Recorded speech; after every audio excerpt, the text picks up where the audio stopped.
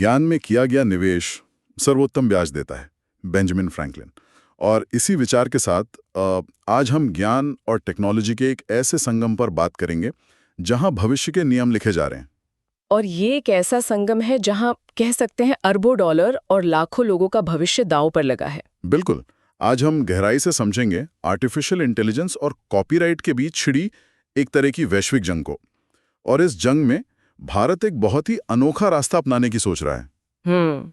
हाल ही में DPIIT यानी उद्योग और आंतरिक व्यापार संवर्धन विभाग की एक समिति ने एक वर्किंग पेपर जारी किया है और इस पर इंडियन एक्सप्रेस जैसे कई अखबारों में बड़ी बहस छिड़ी हुई है। हाँ, और इसका शीर्षक ही बहुत कुछ कहता है, one nation, one licence, one payment. सही कहा। ये शीर्षक अपने आप में एक क्रांति के ऐलान जैसा लगता है ना। मतलब ये AI और क्रिएटिव इंडस्ट्री के रिश्ते को पूरी तरह से बदलने का प्रस्ताव है। और इसी ये UPSC की तैयारी करने वालों के लिए बेहद जरूरी विषय बन जाता है। जी। या सीधे सीधे GS पेपर 2 जिसमें नीतियां और शासन शामिल हैं, और पेपर 3 मतलब विज्ञान, प्रौद्योगिकी और अर्थव्यवस्था दोनों के केंद्र में आता है। जी। तो चलिए इस जटिल पहेली को परत दर परत सुलझाते हैं। जरूर। इस पेपर का सबसे बड़ा और शायद सबसे विवादास्पद प्रस्ताव क्या है? एक अनिवार्य कंबल लाइसेंस यानी मैंडेटरी ब्लैंकेट लाइसेंस। देखिए, सरल शब्दों में इसका मतलब है कि AI कंपनियों के लिए अब ये मर्जी की बात नहीं होगी कि वे कंटेंट के लिए पैसे दें या नहीं।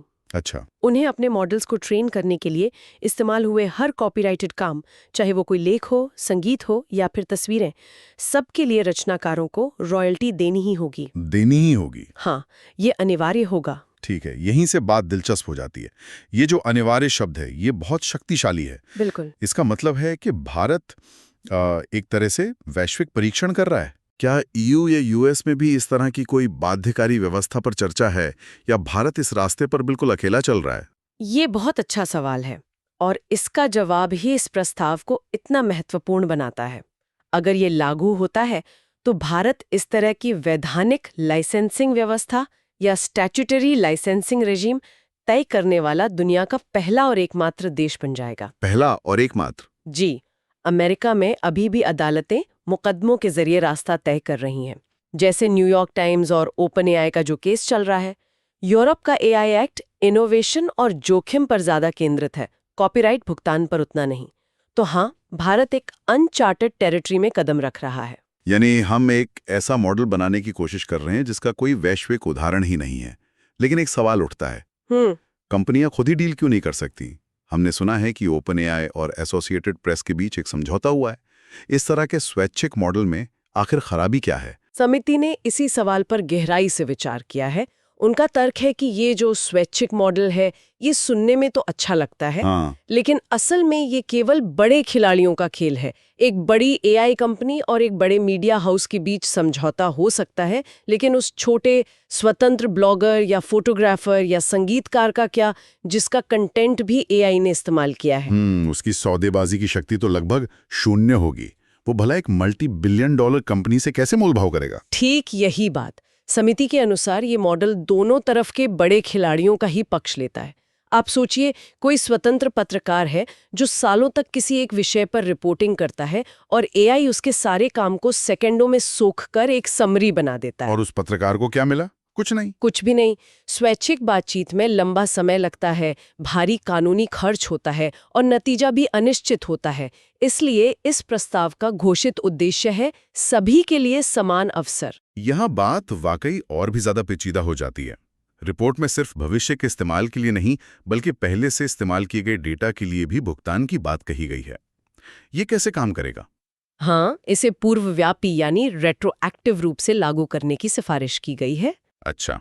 तर्क यह है कि कई AI कंपनियां पहले ही भारतीय रचनाकारों के कॉपीराइटेड कंटेंट का इस्तेमाल करके अपने मॉडल बना चुकी हैं और भारी मुनाफा कमा रहे हैं। समिति का कहना है कि ये कोई सजा नहीं है, बल्कि सिस्टम में एक संतुलन लाने का एक तरीका है। मतलब अतीत में हुए अनजाने शोषण की भरपाई करने जैसा। ये तो अगर लागू हो पाया तो रचनाकारों के लिए एक बहुत बड़ी जीत होगी। निश्चित रूप से। तो इस प्रणाली को लागू करने की संरचना क्या है? इसे हाइब्रिड मॉडल कहा जा रहा है, इसका क्या मतलब है? देखिए, हाइब्रिड मॉडल का मतलब है कि इसमें दोनों पक्षों के लिए कुछ न कुछ है। एआई कंपनियों को कानूनी रूप से उपलब्ध सभी कॉपीराइट वाले कामों का उपयोग करने के लिए एक अनिवार्य लाइसेंस मिलेगा। ओके। यानी उन्हें हर एक कंटेंट के लिए अलग-अलग अनुमति लेने की जरूरत नहीं होगी, जिससे उनका काम आसान हो जाएगा।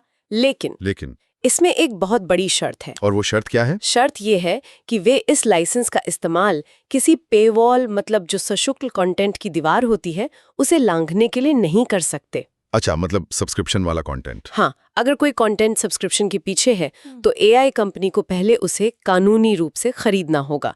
उसके बाद ही वे उसे ट्रेनिंग के लिए इस्तेमाल कर सकते हैं। वे चोरी नहीं कर सकते। समझ गया। ये पहुंच और अधिकार के बीच एक संतुलन बनाता है। लेकिन लाखों रचनाकार हैं, हजारों कंपनियां। ये रॉयल्टी इकट्ठा करके सही लोगों तक पहुंचाना तो बहुत ही ज्यादा जटिल काम होगा। बिल्कुल। क्या इसके लिए कोई नई सरकारी एजेंसी बनाने का प्रस्ताव है? बिल्कुल, और यही इस पूरे ढांचे की रीढ़ है। इसके लिए एक नई अम्ब्रेला संस्था बनाने का प्रस्ताव है, जिसका नाम होगा CRCAT। CRCAT। हाँ, copyright royalties collective for AI training.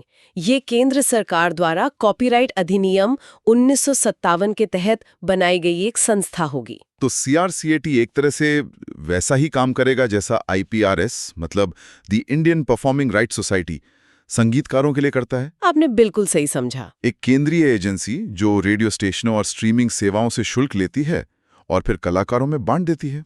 हाँ, ये एक बेहतरीन एनालॉजी है। CRCAT का मुख्य काम एआई कंपनियों से रॉयल्टी इकट्ठा करना और उसे सही कॉपीराइट धारकों के संगठनों तक पहुंचाना होगा। और एक और बात, इसकी सदस्यता व्यक्तियों के लिए नहीं बल्कि संगठनों के लिए होगी, जैसे समाचार प्रकाशकों का एक संगठन, संगीतकारों का एक, लेखकों का एक, ताकि व्यवस्था बनी रहे। ये ढांचा सैद्धांतिक रूप से तो बहुत मजबूत लगता है, लेकिन शैतान तो हमेशा विवरण में छिपा होता है। सबसे बड़ा और विवादास्पद सवाल यही होगा, रॉयल्टी की दरें कौन और कैसे तय करेगा, क्योंकि यहीं पर आकर बात अक्सर अटक जाती है। आपने बिल्कुल सही नब्ज पकड़ी है। यही इस प्रस्ताव का केंद्र बिंदु है और यहीं सबसे ज्यादा बहस होगी। रिपोर्ट के अनुसार इसके लिए केंद्र सरकार एक उच्च स्तरीय समिति बनाएगी, और ये कोई साधारण समिति नहीं होगी। उसमें कौन कौन होगा? इसमें वरिष्ठ सरकारी अधिकारी होंगे, कानून, अर्थशास्त्र और प्रौद्योगिकी के विशेषज्ञ होंगे, और साथ ही CRCAT मतलब रचनाकारों के प्रतिनिधि और AI डेवलपर्स दोनों के प्रतिनिधि शामिल होंगे। लेकिन एक मिनट, क्या सरकार को टेक्नोलॉजी कंपनियों के लिए कीमतें तय करनी चाहिए? ये तो मुक्त बाजार के सिद्धांत के खिलाफ है। बिल्कुल, ये एक जायज चिंता है। आलोचक तो यही कहेंगे कि इससे इनोवेशन धीमा हो जाएगा और कंपनियां भारत में निवेश करने से कतराएंगी। हाँ, और उद्योग में कई लोग यही तर्क दे भी रहे हैं। रिपोर्ट इस आलोचना का जवाब देने की कोशिश करती है। ये तर्क देती है कि सरकार पहले से ही कई क्षेत्रों में सार्वजनिक हित में कीमतें तय करती है। जैसे रेलवे यात्री किराए तय करता है, खाद्य विभाग PDS अनाज की कीमतें तय करता है, और उर्वरक विभाग सब्सिडी दरें तय करता है। तो तर्क ये है कि अगर इन क्षेत्रों में सरकारी हस्तक्षेप स्वीकार्य है, तो रचनात्मक अर्थव्यवस्था, जो लाखों लोगों की आजीविका है, उसे बचाने के लिए क्यों नहीं? ये एक दिलचस्प काउंटर आर्ग्यूमेंट है। लेकिन क्या ये दरें पत्थर की लकीर होंगी? अगर किसी AI स्टार्टअप को लगता है कि दरें बहुत ज्यादा हैं, तो क्या उसके पास कोई रास्ता होगा? हाँ, ये एक बहुत महत्वपूर्ण बिंदु है। रिपोर्ट साफ करती है कि इन दरों को अदालत में चुनौती दी जा सकती है। अच्छा। और इनकी न्यायिक समीक्षा यानी जुडिशियल रिव्यू होगी। ये मनमानी को रोकने के लिए एक सुरक्षा कवच है। साथ ही हर 3 साल में इन दरों की समीक्षा की जाएगी, ताकि वे बाजार और तकनीक के साथ कदम से कदम मिलाकर चल सकें। तो जाहिर है उद्योग में हर कोई इस प्रस्ताव से खुश नहीं होगा। बिल्कुल नहीं। एक वरिष्ठ कार्यकारी के हवाले से कहा गया है, ये दुनिया में कहीं और नहीं होता तो भारत अपवाद क्यों होना चाहिए?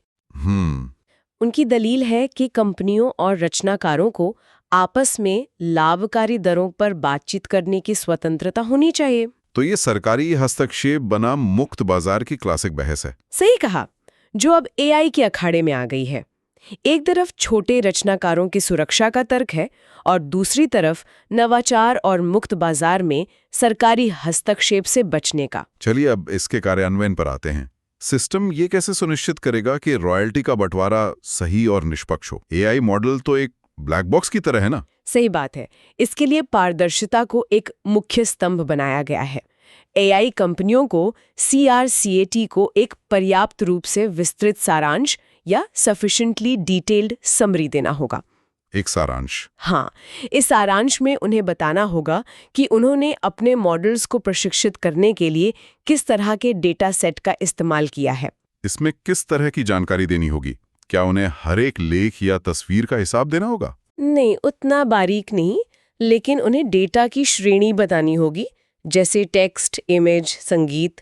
डेटा का स्रोत बताना होगा, जैसे सोशल मीडिया, ऑनलाइन लाइब्रेरी, सार्वजनिक वेबसाइटें, और डेटा की प्रकृति, जैसे भारतीय समाचार लेख, बॉलीवुड संगीत वगैरह। अच्छा। इसी सारांश के आधार पर CRCAT ये तय करेगा कि कुल इकट्ठी हुई रॉयल्टी का कितना हिस्सा समाचार प्रकाशकों के संगठन को, कितना संगीतकारों को और कितना दूसरों को मिलना चाहिए।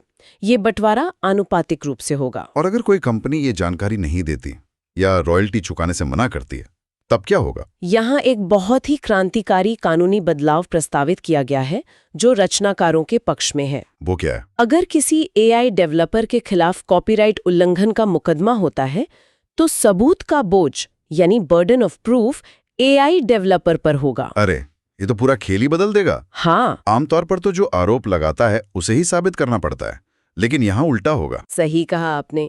ये मौजूदा व्यवस्था को पूरी तरह से पलट देता है। ये रचनाकारों के लिए एक बहुत बड़ा कानूनी लाभ होगा, क्योंकि उनके लिए ये साबित करना लगभग नामुमकिन है कि उनका कंटेंट किसी विशाल AI मॉडल के अंदर कहाँ और कैसे इस्तेमाल हुआ है। सही बात। इस बदलाव के बाद AI कंपनी को ये साबित करना होगा कि उन्होंने उस कंटेंट का इस्तेमाल नहीं किया है। ये शक्ति संतुलन को रचनाकारों की ओर झुकाएगा। तो इस पूरी चर्चा को अगर हम समेटना चाहें तो इसके मुख्य बिंदु क्या हैं? कुल मिलाकर भारत एक अभूतपूर्व सरकार विनियमित प्रणाली का प्रस्ताव कर रहा है। इसका दोहरा उद्देश्य है, एक तरफ छोटे रचनाकारों और स्टार्टअप्स की रक्षा करना और उन्हें मुआवजा दिलाना, और दूसरी तरफ AI डेवलपर्स को मुकदमों के डर से निकालकर डेटा तक पहुंच का एक स्पष्ट कानूनी रास्ता देना।